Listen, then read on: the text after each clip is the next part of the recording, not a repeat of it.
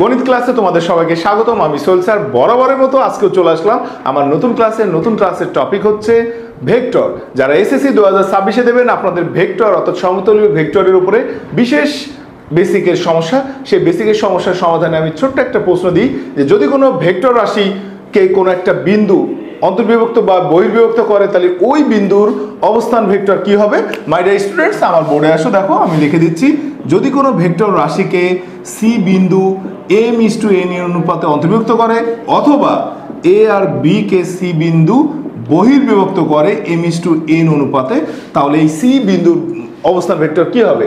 My dear students, আমরা এ বিন্দুর অবস্থান ভেক্টরকে এ ধরবো, বি বিন্দুর অবস্থান ভেক্টরকে বি। এখানেও যদি আমি লিখে নিই, দেখো এটাও বি।